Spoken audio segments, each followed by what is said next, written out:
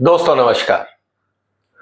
Israel और America ने Iran पे इसलिए हमला किया था कि वहां पे रिजीम चेंज हो, वहां पे सत्ता परिवर्तन हो और जो ईरान, जिसको अमेरिका और इजराइल हार्डलाइनर बोलते थे, वहां पे परिवर्तन आए और प्रोग्रेसिव सरकार सत्ता में आए। अब ईरान में नए लीडर की घोषणा हो गई है। वहां पे जो खमेनी साहब थे, उनके बेटे को उनकी जगह पे सर्वोच्च नेता नियुक्त कर दिया गया है। मुझे लगता है ये अमेरिका और इजराइल की सबसे बड़ी भूल थी। जिस पर्पस के लिए उन्होंने आक्रमण किया था, वो पूरा का पूरा गेम प्लान बिखर गया है, बर्बाद हो गया है। और अब मिडल ईस्ट पहले से ज्यादा अशांत या पहले से ज्यादा रिस्की हो गया है। इसी की आज हम चर्चा करेंगे, इसलिए इस वीडियो को अंत तक देखिएगा कि ऐसे क्या कारण हैं जो मैं ये कह रहा हूं कि आने वाले समय में ईरान ज्यादा रेडिकलाइज होगा, ईरान ज्यादा खतरनाक होगा। इजराइल और अमेरिका के साथ साथ जितने भी शेख हैं जो मिडिल ईस्ट में जिनके परिवार राज्य करते हैं, वो अपने आप में एक खतरे का सामना करने वाले हैं। इस पूरे वीडियो को ध्यान से देखिएगा। वीडियो शायद थोड़ा सा लंबा हो जाए, लेकिन सारे तथ्य मैं आपके सामने रखने वाला हूं। आइए शुरुआत करते हैं इस चर्चा को, और निवेदन है कि आप इस वीडियो को शेयर करिए, इस चैनल को सब्सक्राइब करिए, और आने वाले दिनों में और बहुत सारी डिटेल्ड एनालिसिस मैं आपके सामने रखने वाला हूं। दोस्तों, सबसे पहले हम इस बात को समझते हैं कि अमेरिका और इजराइल ने आक्रमण क्यों किया था। क्योंकि उनको लगता था कि साहब, अगर हम खमेनी को हटा देंगे तो ईरान कमजोर हो जाएगा, क्योंकि खमेनी की पूरी पकड़ थी पूरे ईरान के सभी शासन तंत्र पे, वहां की फौज पे और वहां पे जितने मिलिटेंट ग्रुप्स थे उनके ऊपर। लेकिन जब उस बाइंडिंग फोर्स को आपने हटा दिया तो सब बिखर गए। बिखरने से प्रॉब्लम्स मल्टीप्लाई हो गई, सॉल्व नहीं हुई। इस बात को ध्यान में रखिएगा।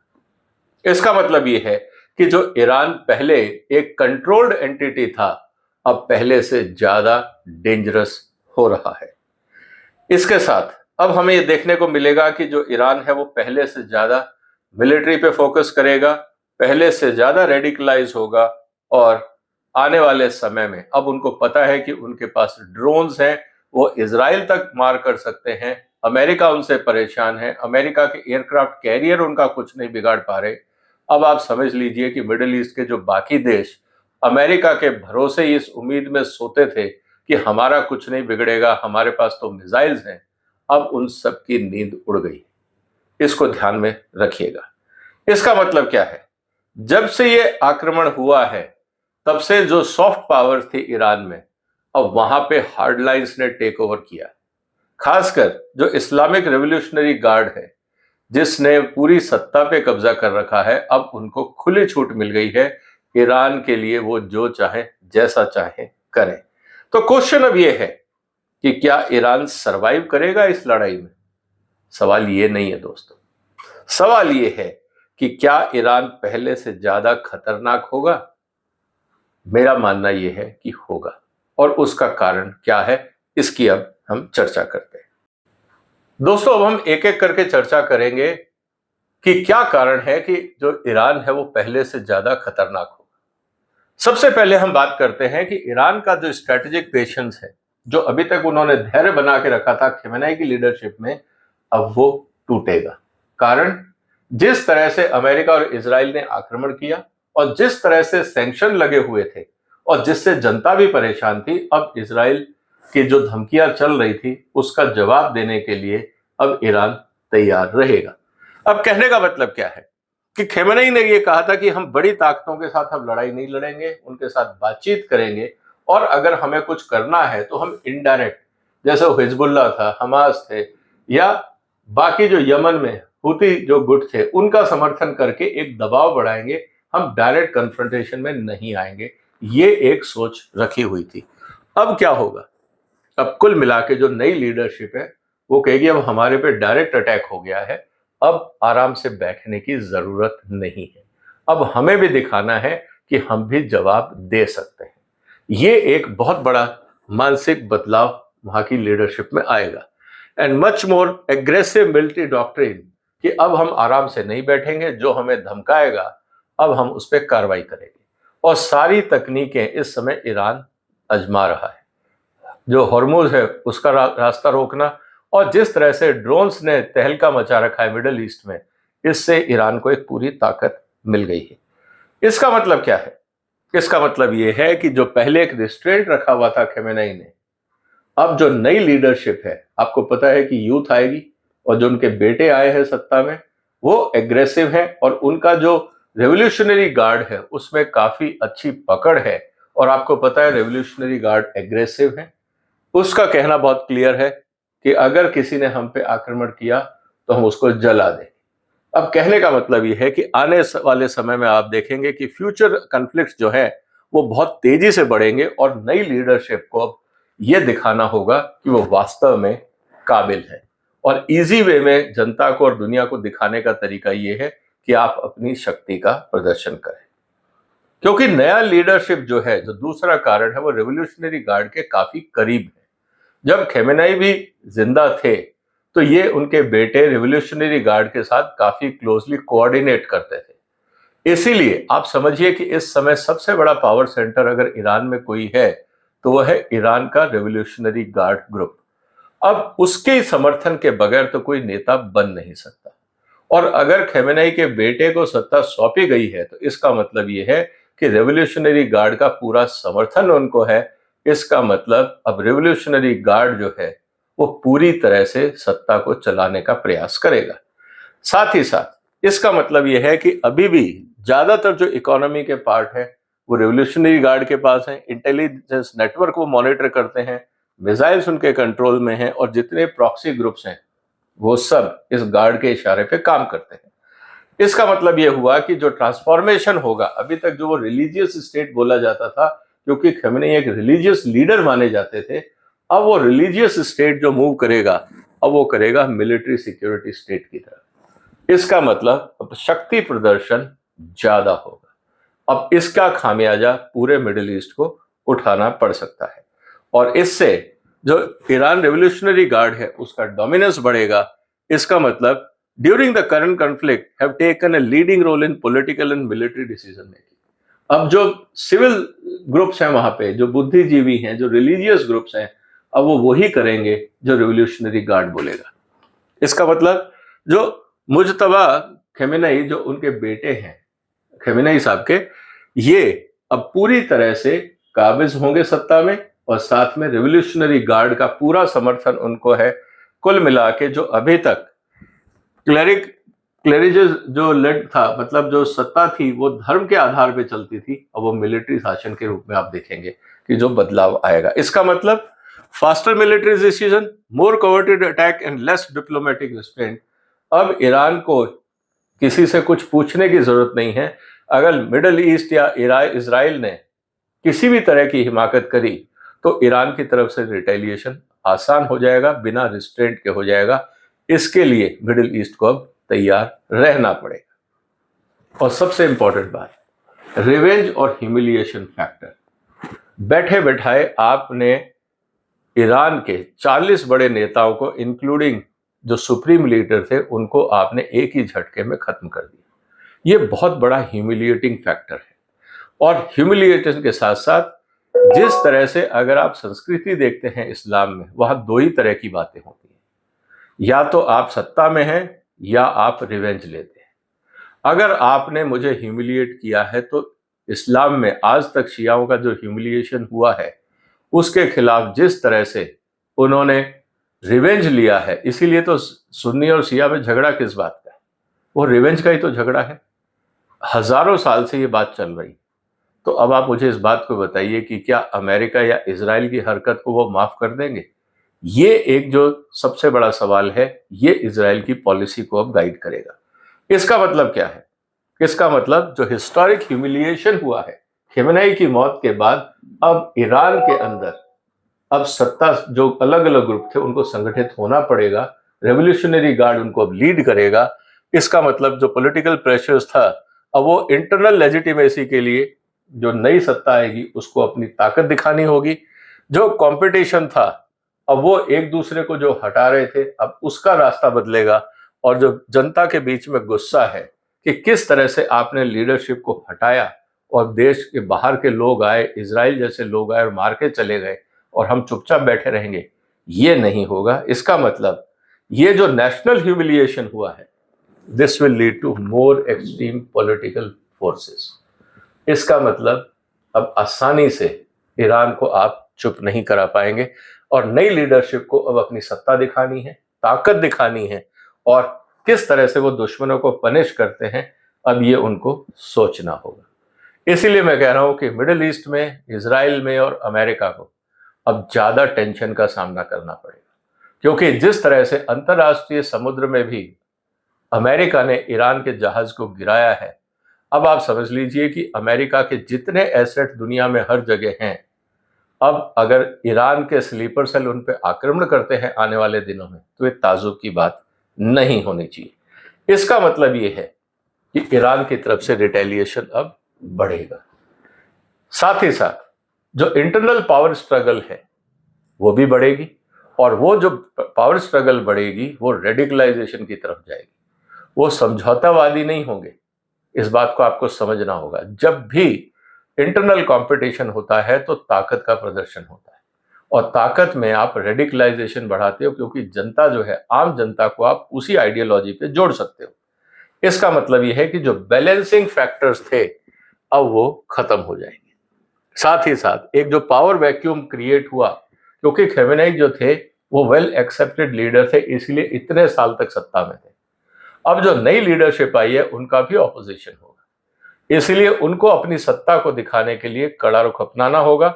इसका मतलब ये है कि जो ग्रुप्स होंगे जो आपस में कॉम्पीट करेंगे, अब वो एक दूसरे को आउटबीट करने की कोशिश करेंगे, ये दिखाने के लिए कि हम ज्यादा सक्षम हैं। ज्यादा सक्षम का मतलब है कि अब आपको डिमॉन्स्ट्रेट करना होगा कि आप वास्तव में काबिल हैं, कहने से नहीं चलेगा। इसका मतलब इजराइल में जो ईरान में जो इस समय स्थिति है वो और ज्यादा बिगड़ेगी। इसका मतलब यह है कि जो अभी तक ईरान बातें कर रहा था, अब वो कहेगा हमें बातें नहीं करनी है, अब हम ताकत से अपना रंग दिखाएंगे। और इसका मतलब यह है कि जो वायलेंट स्ट्रगल्स हैं विद इन द रेजिम वो भी शुरू हो सकते हैं। एंड पावर स्ट्रगल ऑलवेज, हमने पूरी दुनिया में देखा है, दे लीड टू रेडिकलाइजेशन। वहां पे समझौता नहीं होता, क्योंकि वहां डेमोक्रेसी नहीं। आप किसी भी मिडिल ईस्ट कंट्रीज में या मुस्लिम कंट्रीज में आप देख लीजिए, एक दो को छेड़ के कहीं पे भी डेमोक्रेसी नहीं।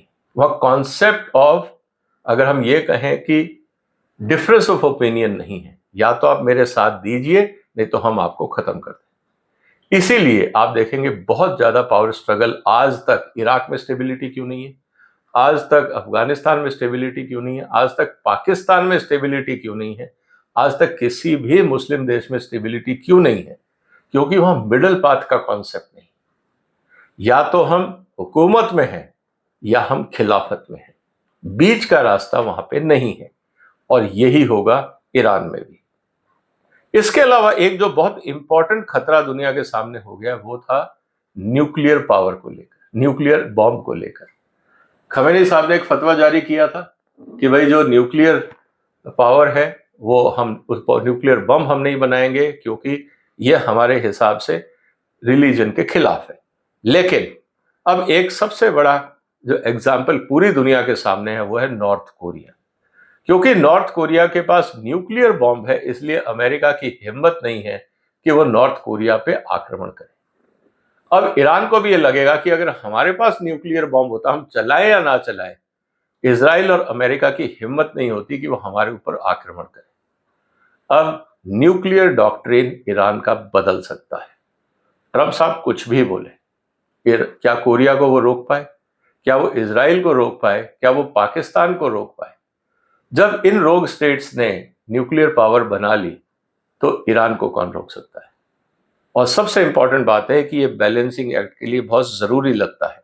इसीलिए अब पार्ट ऑफ डिटरेंस स्ट्रेटेजी में यही होगा ईरान में कि जिस तरह से हमने नॉर्थ कोरिया को देखा है, अब हम अपने आप को भी न्यूक्लियर पावर के, न्यूक्लियर वेपन के साथ डिटरेंस क्रिएट करें। और इस पूरे प्रोसेस के अंदर ये करने के लिए आपको हार्डलाइनर चाहिए। अब वो बातचीत का रास्ता समझने के लिए ना जनता के पास पेशेंस है, ना पॉलिटिकल सिस्टम के पास।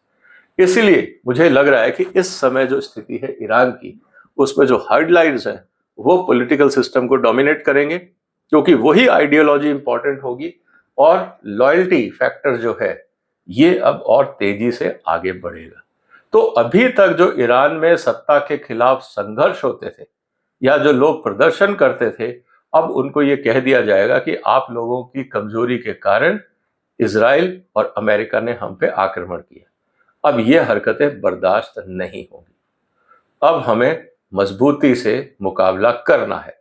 तो जो लोग विदेशी सत्ताओं का साथ देने को तैयार थे ईरान में, उनके ऊपर क्रैकडाउन भी हो सकता है। इसका मतलब ये है कि इस समय जो टाइटर रिप्रेसेशन जो है, domestic and adopt a more confrontational foreign policy, मेरा ये कहना है कि उन गुटों के ऊपर भी अब इजराइल को और कड़ाई से नजर रखनी हो, ईरान को और कड़ाई से नजर रखनी हो।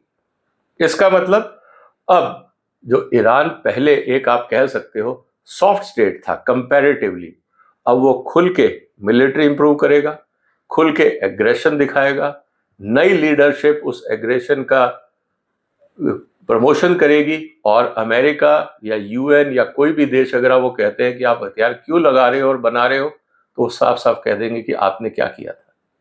इसलिए अब हम आपकी नहीं सुनेंगे, और इस लड़ाई के बाद हो सकता है कि ईरान की ताकत ज्यादा समझ में आए लोगों को, क्योंकि जिस तरह से ड्रोन्स ने अमेरिकन सेंटर्स पे डिस्ट्रक्शन किया है, अमेरिका को अब वापस मिडिल ईस्ट में उतनी जगह बाकी कंट्री देंगे या नहीं, अब ये उनको सोचना होगा। क्योंकि हो सकता है आने वाले समय में ईरान ये भी बोल दे कि जो भी गल्फ कंट्रीज अमेरिका को अपना बेस बनाने की जगह देंगे, इसका मतलब वो हमारे से दुश्मनी ले रहे हैं, हमारे खिलाफ षड्यंत्र रच रहे हैं, हम उनके खिलाफ कार्रवाई करेंगे। ये मुश्किलें हो जाएंगी अब मिडिल ईस्ट के देशों की, तो वहां पे भी हमें लगता है अब बदलाव होगा। इसका मतलब military power, suppression of internal dissent और escalation of conflicts will be faster even within gulf countries. तो कुल मिला के अगर हम ये देखें तो जो मिडिल ईस्ट का बैलेंस ऑफ पावर है उसमें बदलाव आएगा। तो पहले जो मॉडरेट था ईरान, अब वो ज्यादा अग्रेसिव होगा, और जैसा मैंने आपको बताया, कारण जो रेवोल्यूशनरी गार्ड है उनका डोमिनेंस बढ़ेगा, मतलब मिलिटराइजेशन ऑफ ईरान तेजी से होगा। जो लीडरशिप का असैसिनेशन हुआ, अब बदले की भावना सब में है कि जवाब तो देना है, और लेस रिस्ट्रेंट डिप्लोमेसी, अब हम नेगोशिएशन बातचीत के मुद्दे पे नहीं जाएंगे, 2 बार आप धोखा दे चुके हो, अब हमारे को आप पे भरोसा नहीं है, and potentially more open to nuclear deterrence. अब ये जो मुद्दा है ये ज्यादा गर्माएगा। अब अमेरिका क्या बोलेगा, सैंक्शन लगाओगे, आप पहले से ही लगा चुके, अब इससे ज्यादा तो आप कुछ कर नहीं सकते, अब हम जो करना चाहेंगे हम करेंगे। और साथ में internal instability leading to harsher repression, अगर आपको लगता था कि कुछ मॉडरेट फोर्सेस वहां ग्रूम करके हम सत्ता परिवर्तन कर सकते, अब वो मुश्किलें उनके लिए भी बढ़ जाएंगी। तो कहने का मतलब यह है दोस्तों कि Iran was ideological but cautious. Khamenei के समय में आप कुछ भी बोलिए, कम से कम उस व्यक्ति ने ईरान के अंदर एक पेशेंस की बात को रखा हुआ था कि बातचीत करेंगे, जो सैंक्शन है वो ठीक है, बातचीत से रास्ता निकालते हैं। लेकिन अब क्या होगा, आइडियोलॉजी वही रहेगी, अब जो ईरान है वो ज्यादा डेस्परेट होगा, मतलब it will be more dangerous.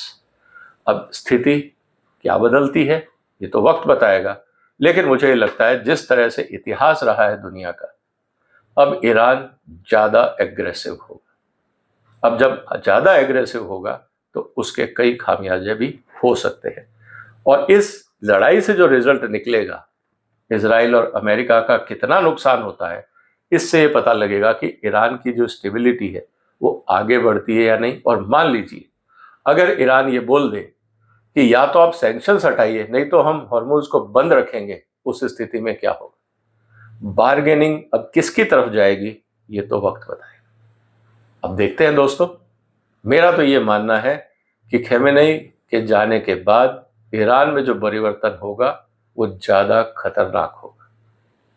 जो कंट्रोल अभी तक ईरान के अलग अलग फ्रैक्शंस पे था, अब वो कंट्रोल हट गया। अब अमेरिका, इजराइल, वेस्टर्न वर्ल्ड और गल्फ कंट्रीज क्या करेंगे, ये तो वक्त बताए।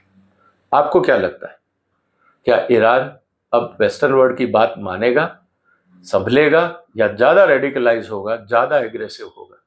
जो भी आपके विचार हो कमेंट बॉक्स में लिखिए। इस वीडियो को शेयर करिए, इस चैनल को सपोर्ट करिए, सब्सक्राइब करिए। फिर मुलाकात होगी एक और महत्वपूर्ण मुद्दे के साथ। तब तक अपना ध्यान रखिएगा। फिलहाल वंदे मातरम।